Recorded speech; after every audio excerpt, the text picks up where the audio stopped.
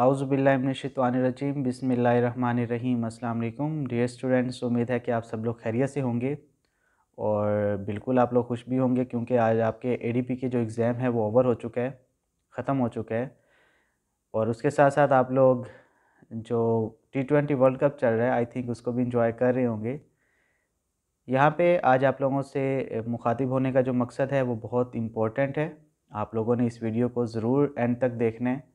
उसके रीज़न ये है कि अब थर्ड सेमेस्टर आप लोगों का यकम से स्टार्ट होने जा रहा है। यकम नवंबर से यूनिवर्सिटी की तरफ से ये नोटिफिकेशन इशू कर दिया गया है, जिसके मुताबिक आप लोगों का ये सबसे शॉर्टेस्ट सेमेस्टर होगा। और मज़े की बात यह है कि विद इन 1 मंथ आप लोगों का मिड टर्म होगा और विद इन 2 मंथ आप लोगों के फाइनल टर्म के एग्ज़ाम्स ले लिए जाएंगे। मींस के अब यकम से स्टार्ट हो रहा है तो नेक्स्ट मंथ की 12 तक आलमोस्ट आप लोगों का मिड टर्म ले लिया जाएगा। जस्ट 1 मंथ में आप लोगों को मिड टर्म का सिलेबस कवर करवाया जाएगा। और जैसा कि आप सबको मालूम है कि अब आप लोगों के मिड टर्म से भी बहुत सारा सिलेबस जो था वो इंक्लूड किया गया था। इंग्लिश में भी था, क्रिटिकल थिंकिंग में भी था, बाकी सब्जेक्ट्स में भी था। तो अब आप लोग ये नहीं सोच सकते कि आप लोगों को जो मिड टर्म गुज़र गया वो इंक्लूड नहीं होगा फाइनल में। ऐसी बिल्कुल बात नहीं है। आप लोगों का जो फाइनल टर्म का सिलेबस है उसके साथ मिड टर्म में से भी हिस्सा इंक्लूड किया जाता है। और ये एक रूल है यूनिवर्सिटी का, लेकिन बाज़ औक़ात नहीं भी किया जाता, कोई हतमी रूल नहीं है ये। लेकिन आज जो हमने डिस्कस करना है वो ये है कि एडीपी थर्ड सेमेस्टर में आप लोगों ने अपने सब्जेक्ट को चूज़ करना है। किसी एक सब्जेक्ट को आप चूज़ कर सकते हैं, वो सब्जेक्ट जिसमें आप लोगों ने आगे बीएस में एडमिशन लेना है। अब उसके लिए आप लोगों को अभी से ही प्रिपेयर होना पड़ेगा कि आप लोग ऐसा कौन सा सब्जेक्ट आप लोग रखना चाहते हैं। सिर्फ एक सब्जेक्ट जो है अभी एडीपी थर्ड सेमेस्टर में आप लोग चूज़ करेंगे और एडीपी फोर्थ में आप लोग मुकम्मल जो है उसी सब्जेक्ट से रिलेटेड ही पढ़ेंगे। इसके अलावा जो मेन इसमें बताने की बात है वो ये है कि जो क्लासेस आप लोगों की स्टार्ट होंगी वो इसी यकम से स्टार्ट होने जा रही हैं, यकम नवंबर से। और 9 तक जो है वो लास्ट डेट है आप लोगों की स्पेशलाइजेशन सब्जेक्ट को चूज़ करने की। मीन्स के जस्ट अब आप लोगों के पास बहुत थोड़े दिन हैं। याद रखिए कि इस लेवल पे बच्चों को इतना अवेयर नहीं किया जाता, उन्हें डराया जाता है मुख्तलिफ सब्जेक्ट से, ख़ास तौर पे इंग्लिश के हवाले से। इंग्लिश इज़ वेरी ईजी, कोई डिफ़िकल्ट नहीं है इसमें। सिर्फ ये क्या है कि आप लोगों के माइंड में बचपन से ये ख्याल डाल दिया जाता है इंग्लिश मुश्किल है, इंग्लिश मुश्किल है, और सुन सुन के आप लोग भी इस चीज़ को यकीन समझ चुके हैं। लेकिन इंग्लिश बहुत आसान है, बहुत ईजी है। अब आप लोगों ने पेपर में तैयारी बेशक पहले नहीं की थी, लेकिन देखिए विद इन फ्यू आवर्स या विद इन फ्यू डेज़ आप लोगों ने बहुत अच्छी प्रिपरेशन की है। लेकिन अगर इसी तरीके से ही आप लोग स्टार्ट से ही इसको मेहनत आप लोग करें तो आप लोग बहुत अच्छे से इसको प्रिपेयर कर सकते हैं। और 3 सेमेस्टर्स पढ़ने के बावजूद भी अगर इंग्लिश में आप लोग इंटरेस्ट नहीं लेते तो इट मीन्स कहीं ना कहीं पे कोई कोताही या कमी बाकी है। वो हम टीचर्स में भी हो सकती है कि वो आपको सही तरीके से गाइड ना कर रहे हों, और आप बच्चों में भी होती है। क्योंकि आपका एक माइंडसेट बना होता है कि इंग्लिश इज़ डिफ़िकल्ट, लेकिन इंग्लिश डिफ़िकल्ट नहीं है। एक तो इस चीज़ को आप लोग माइंड में रखें। सेकंड ये है कि अब हर सब्जेक्ट की एक अपनी वैल्यू है। अब उस वैल्यू को आप लोगों ने अच्छे से जानना है और कौन सा सब्जेक्ट आपके लिए आने वाले टाइम में फ्यूचर में आप लोगों को हेल्प आउट करेगा, ये अब आपकी फ़ील्ड जो है वो डिपेंड करती है कि आपका जो एम है, जो मकसद है, जो आप बनना चाहते हैं वो क्या है। मेरा जो मकसद था वो क्या था कि मैं प्रोफ़ेसर ऑफ़ इंग्लिश बनूँ, और अल्हम्दुलिल्लाह मैं बन चुका हूँ। इसी तरह आप लोगों को भी एक क्लियर कट गोल, एक क्लियर कट सब्जेक्ट को चूज़ करना पड़ेगा। ये नहीं है कि चलो भई अभी कोई सब्जेक्ट हम रखते हैं, बाद में हम सोच लेंगे, हमने जिसमें भी करना वो हम वो कर लेंगे। तो ऐसा पॉसिबल नहीं है, क्योंकि एजुकेशन के जितने भी अब वो ट्रेंड्स हैं वो चेंज हो चुके हैं। पहले क्या होता था कि बच्चे सिंपली सब्जेक्ट्स को लेके चलते थे, किसी एक सब्जेक्ट को चूज़ करते थे और आगे जाके मास्टर्स में जाके वो उसी सब्जेक्ट में स्पेशलाइज़ेशन करते थे, मास्टर्स करते थे और फिर एमफ़िल की तरफ चले जाते थे और पीएचडी करते थे। लेकिन अब ये ट्रेंड ख़त्म हो चुके हैं। अब देखें आप लोगों को पहले 3 सेमेस्टर्स, पहले 2 सेमेस्टर वो तो ऑलमोस्ट सबके सेम है। जस्ट चंद एक जो आप लोगों के ऑप्शनल सब्जेक्ट्स होते हैं, तो कॉलेजेस वाले वही सब्जेक्ट ऑलमोस्ट रखवाते हैं जो टीचर्स अवेलेबल होते हैं। लेकिन आप लोगों के पास हंड्रेड्स ऑफ सब्जेक्ट्स थे। अगर आप लोग इसकी एडीपी की कंटेंट लिस्ट निकालें, टोटल जो कंटेंट लिस्ट फर्स्ट सेमेस्टर में हमें प्रोवाइड की गई थी, तो उसके हिसाब से अगर देखा जाए तो बहुत सारे सब्जेक्ट्स हैं। ऑप्शनल में भी बहुत सारे सब्जेक्ट्स थे, लेकिन बच्चों को अवेयर नहीं किया जाता, आगाह नहीं किया जाता। ठीक है, तो एक एक इस चीज़ का आप लोगों ने बहुत ख्याल रखना है कि आप लोगों ने चूज़ करते वक्त स्कोप को लाजमी माइंड में रखना है कि जो सब्जेक्ट आप लोग चूज़ करने जा रहे हैं उसका स्कोप कितना है, आया कि कौन कौन सी फील्ड में आप लोग जा सकते हैं। फॉर एग्ज़ाम्पल, अब मेरे पास जो बच्चे पढ़ रहे हैं, मोस्टली का जो माइंड है कंप्यूटर साइंसेज़ में है। ठीक है, कुछ का माइंड इंग्लिश में है, कुछ का माइंड जो है वो ज़ूलॉजी, बॉटनी, बायो की फील्ड में है, कुछ का मैथमेटिक्स में है। अब जो बच्चे मेरे साथ ऑनलाइन जो राब्ते में रहते हैं, उनका माइंड जो है वो सोशियोलॉजी के अंदर या और भी बहुत सारे सब्जेक्ट्स हैं जिनमें वो चाहते हैं कि हम उसी में स्पेशलाइजेशन करें। तो वक्तन-फ़वक्तन मैं उनको गाइड भी करता रहता हूँ कि ये फ़ील्ड जो है ये आपके लिए ठीक है या नहीं है। लेकिन आप लोग बेहतर जानते हैं अपने बारे में, अपने पोटेंशियल के बारे में, अपने माइंडसेट के बारे में कि कौन-सा सब्जेक्ट जो है वो आप लोगों को ज़्यादा आने वाले टाइम में जो है वो अच्छा रहेगा आप लोगों के लिए, फ्यूचर के लिए, जो आपको अच्छे से अर्निंग भी करके दे। याद रखिए कि टीचिंग जो है ये बहुत लो पेड प्रोफ़ेशन है, इसमें कोई इतना ज़्यादा कमाया नहीं जाता। अगर आप लोग गौर करेंगे तो वर्ल्ड के अंदर जितने भी लोग हैं जो टीचिंग से वाबस्ते हैं, उन्हें उनके वर्ल्ड पे कर ही नहीं सकता। ये आप लोग एजुकेशन में भी पढ़ चुके हैं कि दुनिया के अंदर दुनिया अगर चाहे भी सही, तो इनकी सर्विसेज़ को वो पे नहीं कर सकती। ये खुद एक लैडर की तरह होती है, एक सीढ़ी की तरह होते हैं जो खुद अपनी जगह पे रहते हैं लेकिन अपने स्टूडेंट्स को आगे से आगे बढ़ाते चले जाते हैं। इसी तरह अब देखें कि जितनी भी लैंग्वेजेज़ हैं, जितने भी अदब हैं, वो सब के सब इम्पोर्टेंट होते हैं। अब होता क्या है कि बच्चे वो सब्जेक्ट चूज़ करते हैं जिसमें सभी बच्चे जा रहे होते हैं। उससे क्या होता है कि उस फ़ील्ड में क्योंकि अब तादाद ज़्यादा हो जाती है, तो बच्चों का जो मेरिट बनता है वो बहुत ज़्यादा हाई होता है और उसमें बच्चे जो होते हैं वो फिर रह जाते हैं, जॉब्स बहुत ज़्यादा होती हैं। मिसाल के तौर पे एमए उर्दू को देख लें आप लोग। एमए उर्दू में क्या है कि भरमार है, कंप्यूटर साइंसेज़ में भरमार है, एमए इंग्लिश में भरमार है। ठीक है? उसके लिए आपके पास स्पेशलाइज़ेशन का होना बहुत ज़रूरी है। लेकिन लैंग्वेजेज़ को अगर आप प्रेफ़र करते हैं जिस तरह English, Urdu, Islamic studies, social studies, Saraiki, Punjabi, Persian, बहुत सारी लैंग्वेजेज़ हैं। अब होता क्या है कि बच्चों को जब हम ये कहते हैं कि भई आप सराइकी को चूज़ करें, आप उर्दू को चूज़ करें, आप मुताले पाकिस्तान को चूज़ करें, अरेबिक में बहुत कम लोग होते हैं, अरेबिक को चूज़ करें। तो आगे से वो कहते हैं सर ये भी कोई सब्जेक्ट है, तो याद रखिए कोई भी सब्जेक्ट छोटा-बड़ा नहीं होता। मैं आपको एक एग्ज़ाम्पल देता हूँ कि 90s में एक मेरे फ़ादर के एक फ्रेंड थे, उन्होंने मास्टर्स किया सराइकी में। अब हुआ क्या कि पंजाब यूनिवर्सिटी में जो थी वो जॉब्स ऑफ़र हुईं और उन जॉब्स में क्या हुआ कि उन्होंने मास्टर्स जो थे सराइकी डिपार्टमेंट के लिए उन्होंने उसके लिए एप्लीकेशंस जो थी वो पूरे पाकिस्तान से मीन्स के उन्होंने कलेक्ट करना शुरू की। तो मज़े की बात है कि लोग ही नहीं थे और वो हेड ऑफ़ डिपार्टमेंट लग गए। तो इसी तरह किसी भी डिपार्टमेंट के किसी भी शोबे को हमें छोटा नहीं समझना चाहिए। तो आपको कोशिश करनी चाहिए कि जिस साइड पे लोग कम जा रहे हैं, उस तरह के सब्जेक्ट्स को अगर आप चूज़ करेंगे, तो आपको मौक़े ज़्यादा मिलेंगे, एजुकेशन के हवाले से, अगर आपने टीचिंग प्रोफ़ेशन में जाना है। बाकी हर किसी का एक अपना माइंडसेट होता है, तो आप लोग उसके हिसाब से चूज़ करें। इसमें कोई ज़बरदस्ती नहीं होती, जस्ट ये होता है कि आप लोगों को गाइड किया जाए, आप लोगों को अवेयर किया जाए कि क्या आप लोगों के लिए बेहतर है। तो सजेशंस जो होती हैं वो आप लोगों को मिलती रहती हैं, ज़रूर सुनें, पॉज़िटिव तरीके से सुनें, लेकिन करें वो जो आपका दिल चाहता है। लेकिन उसके लिए मैं 3 चीज़ें आप लोगों के साथ डिस्कस करना चाहूँगा कि आप लोगों ने करना क्या है। सब्जेक्ट चूज़ करते वक़्त एक तो इंटरेस्ट लेवल देखना, ये बहुत ज़रूरी होता है। अब बच्चे क्या करते हैं कि वक्ती तौर पे वो सब्जेक्ट को चूज़ कर लेते हैं लेकिन उनका इंटरेस्ट होता ही नहीं है उसमें। अब होता क्या है कि वो आहिस्ता-आहिस्ता बोरियत उनमें आना शुरू हो जाती है और वो फिर जब वो चीज़ बोरियत की तरफ चली जाती है, तो फिर बच्चे पूरी तरह तवज्जो दे ही नहीं पाते, उनका दिल ही नहीं करता। उससे क्या होता है कि बच्चे नाकाम हो जाते हैं। तो इंटरेस्ट लेवल सबसे पहले ये मैटर करेगा कि आपका किस सब्जेक्ट में इंटरेस्ट ज़्यादा है। उसके बाद आपने ये देखना है कि उसके लिए टाइम पीरियड कितना लगेगा। आया कि आपकी फैमिली आपको सपोर्ट कर भी सकती है या नहीं, ख़ास तौर पे फीमेल्स के लिए। फीमेल्स को क्योंकि ज़्यादा इशू होता है, पेरेंट्स जो होते हैं ऑलमोस्ट, अब आप लोग हायर एजुकेशन के स्टूडेंट्स हैं, तो इसमें अब आप लोगों की वेडिंग और इस तरह के जो सिलसिले होते हैं वो भी शुरू हो जाते हैं। तो इसमें क्या होता है कि बच्चों को फिर प्रॉब्लम्स का सामना करना पड़ता है। इस चीज़ को भी आप लोगों ने माइंड में रखना है कि जो सब्जेक्ट आप लोग चूज़ करने जा रहे हैं, जो कोर्स आप लोग अडॉप्ट करने जा रहे हैं, आया कि आपकी फैमिली आपको इतना टाइम दे पाएगी? Number 3, financial pressure.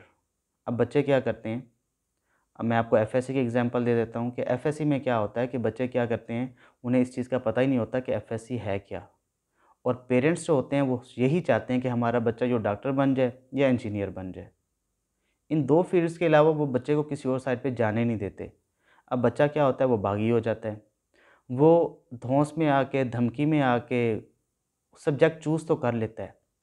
लेकिन हम देखते हैं अपने, मेरा जो करियर है उसमें भी मैंने अपने जो क्लास फेलोज़ थे उन्हें भी देखा है। अब मैं 4 साल से टीचिंग में हूँ, तो अब मैंने इसमें भी आके देखा है कि बच्चे जो होते हैं वो पूरी तरह से इंटरेस्ट लेते ही नहीं हैं और नाकाम हो जाते हैं। इसीलिए मैं आप लोगों से ये गुज़ारिश कर रहा हूँ कि आप लोगों ने अपने इंटरेस्ट लेवल को, अपने टाइम पीरियड को और अपने फैमिली के बैकग्राउंड को भी माइंड में रखना है। अब होता क्या है कि बच्चे पहले सब्जेक्ट चूज़ कर लेते हैं, अब बाद में वो सब्जेक्ट्स कोई कॉलेज ऑफ़र ही नहीं कर पा रहा होता, तो उसके लिए आपको यूनिवर्सिटी में जाना पड़ता है। अब कुछ पेरेंट्स इस तरह के होते हैं जो यूनिवर्सिटी के अखराजात को बेयर नहीं कर सकते। ये सबसे बड़ा इशू है, फाइनेंशियल प्रेशर जिसे हम कहते हैं। तो फाइनेंशियल प्रेशर को भी माइंड में आप लोगों ने रखना है कि आया कि आपकी फैमिली आपको सपोर्ट कर पाएगी या नहीं कर पाएगी। ये भी एक बहुत ही एक अहम नुक्ता है जो कि बच्चों के साथ डिस्कस करना चाहिए। अब होता क्या है कि बच्चों के माइंड में बस स्टोरीज़ बिठा दी जाती हैं और बच्चे बड़ी खुशी के साथ मीन्स कि उन स्टोरीज़ में आ जाते हैं। आजकल के दिनों में स्टोरीज़ बनाना कोई मुश्किल काम नहीं है। आप लोग देखें अपने एनवायरनमेंट में तो हर एक बंदा जो है वो इस काम में माहिर हो चुका है। जुगाड़ जो है वो हर जगह के ऊपर अवेलेबल है। आपको हर बंदा ही गाइड करने वाला मिलेगा। इसीलिए मैं कह रहा हूँ कि आप सुनें सबकी, लेकिन आपने करना वो है जो आप खुद चाहते हैं। क्योंकि हर इंसान अपने बारे में बेहतर जानता है कि उसके लिए क्या बेहतर है, क्या बेहतर नहीं है।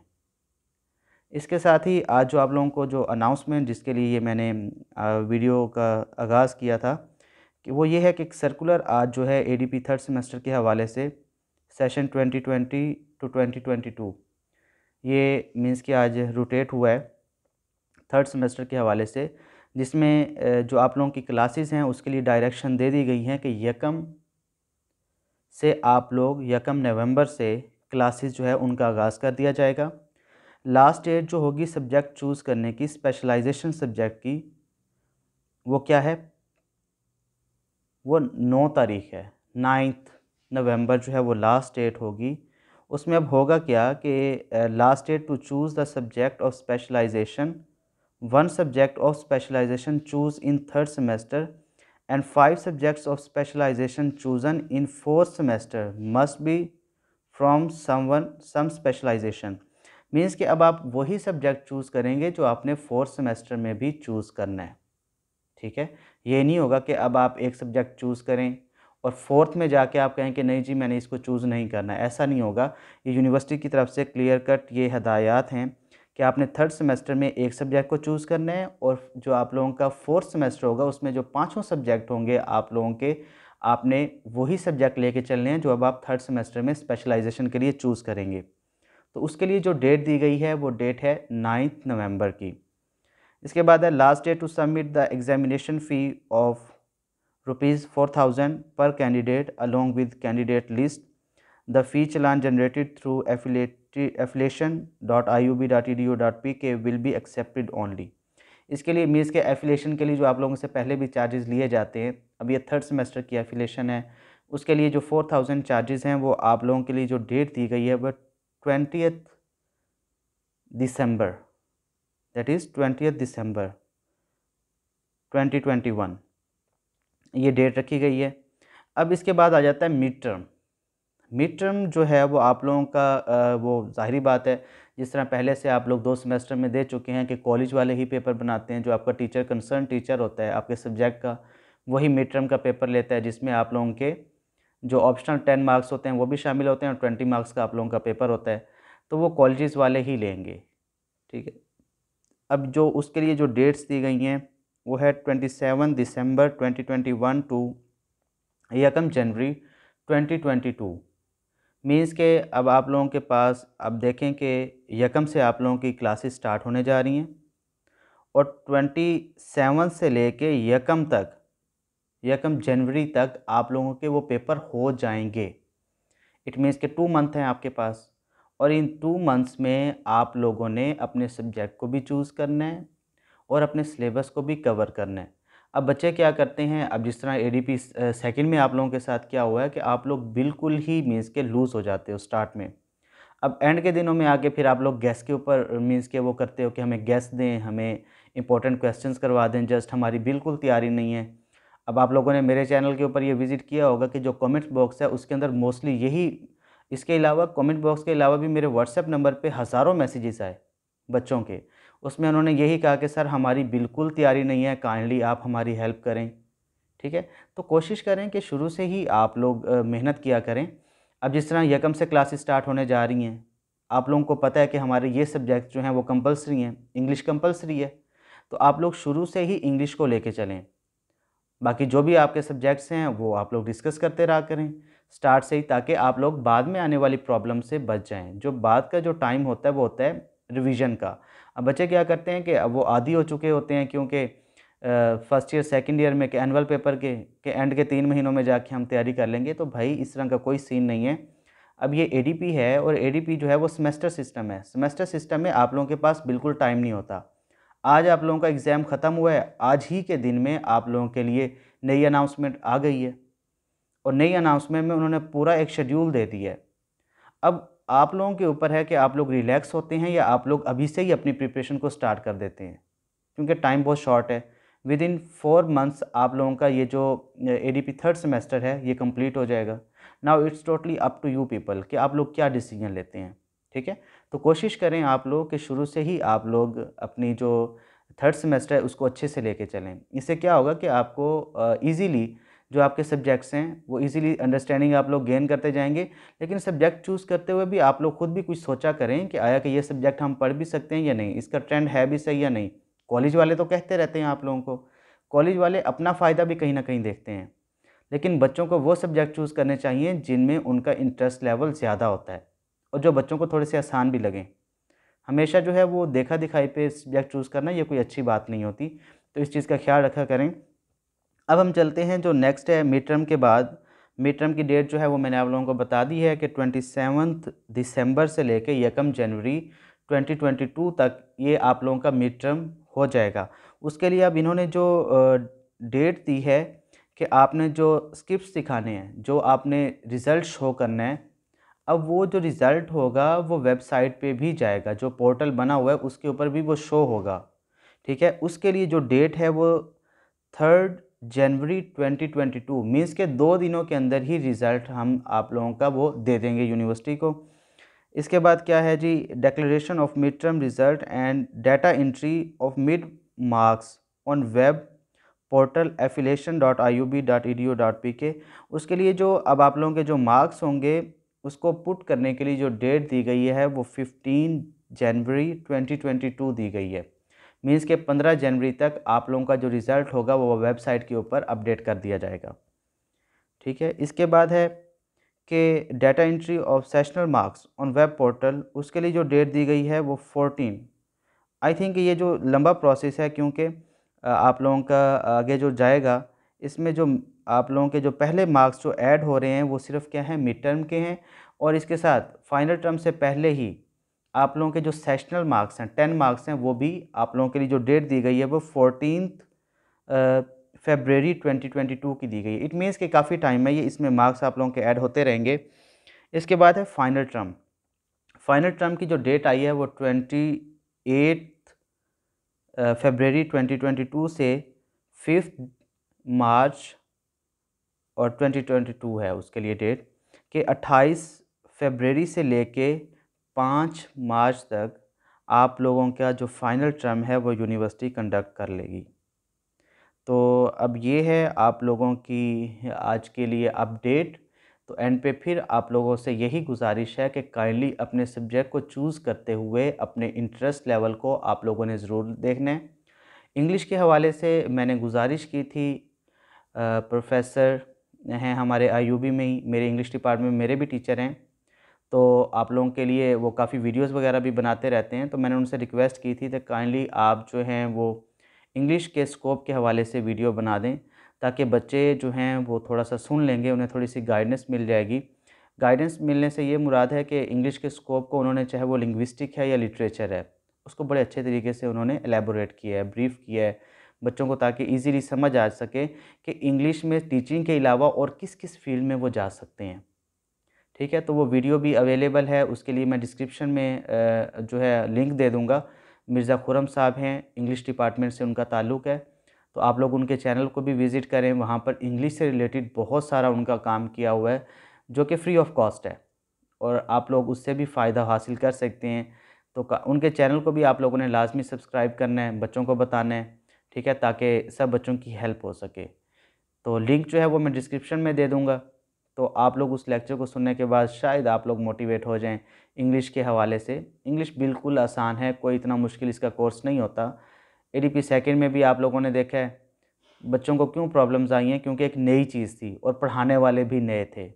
अगर पढ़ाने वाले वो होते जो खुद पढ़ के आए हुए हैं, तो आप लोगों के लिए बहुत आसान हो जाता। विद इन फ्यू लेक्चर्स आप लोगों के जो मेजर टॉपिक्स हैं उनको कवर किया जा सकता है।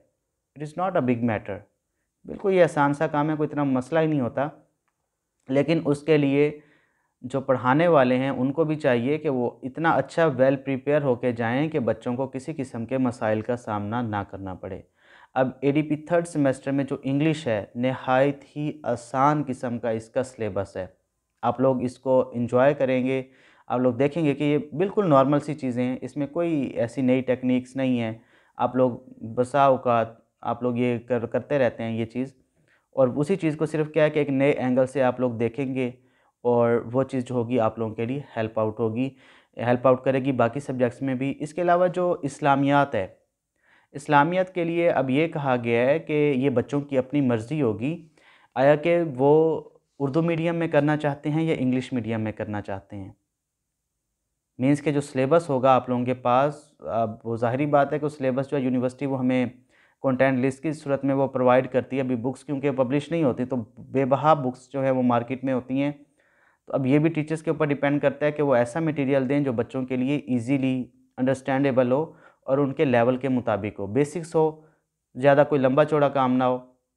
अब सेकंड सेमेस्टर में क्या हुआ है इंग्लिश में कि 150 के करीब जो हैं वो एक्सरसाइजेज दी हुई थी, इतने लॉन्ग क्वेश्चंस दिए हुए थे, इतने शॉर्ट क्वेश्चंस दिए हुए थे, और टीचर्स ने क्या किया, बच्चों को पूरी पूरी बुक्स पढ़ा दी हैं। भाई हाउ इज़ इट पॉसिबल कि बच्चे वो इतना नहीं पढ़ सकते।